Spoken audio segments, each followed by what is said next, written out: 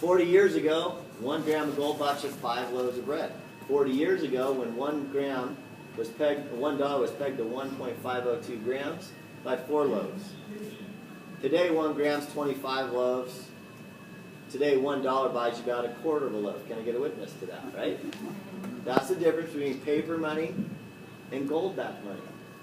Okay? That's what we're trying to help you. It holds its value. Let me tell you, what's happening to us is not being educated to the masses by our media. They're keeping it under wraps right now. They're trying to figure out how to get out of it. There isn't a way to get out of it. Let's tell you about what happened last year, 2013.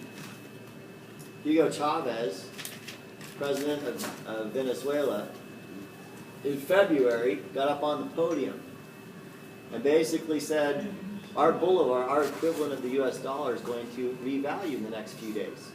You have 3 days to go change it out to other fiat currency or a hard asset, whatever you want to do. Second he walked off the podium, they shut the banks down.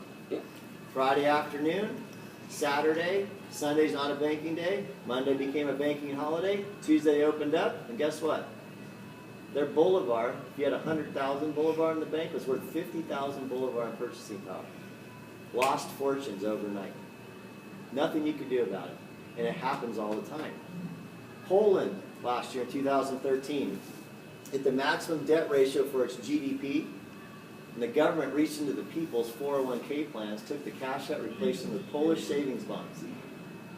Could have just replaced it with toilet paper. It's worth the same amount.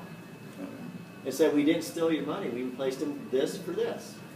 They lowered their debt ratio a little bit so they could actually continue with their borrowing from other nations, but for how long? Well, what do they do next time? When they've taken the people's wealth. Cyprus, we got a little media attention last year, $1.5 billion left that country in 12 days. Remember seeing a little news maybe last year? Most people never saw it. It was only on a couple news stations. 12 days. People couldn't get any money out of the banks. There were riots in the street. People lost fortunes that they had saved in their life. Which country is this? Cyprus. Cyprus. Remember Cyprus last year? Yet the president of Cyprus removed all of his assets from the country 2 days prior to that event taking place. Do you think somebody knew about it? Do you think our politicians are going to know about it before we do? The average masses in our country.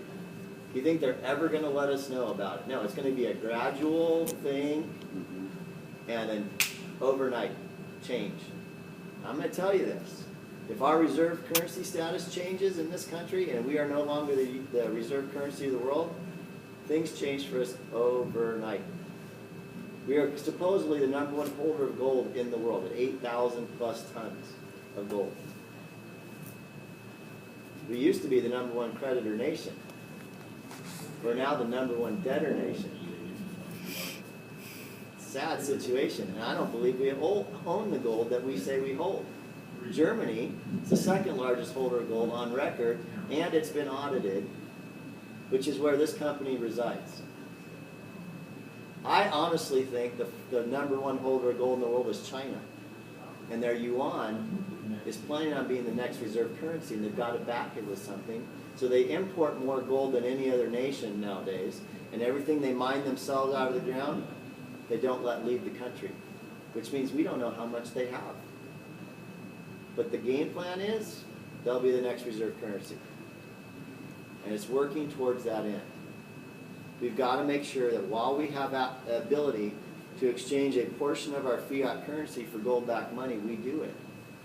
While we can still use this effectively. Look, listen, Germany in the last 100 years has had their marks debunk, meaning go to zero, twice.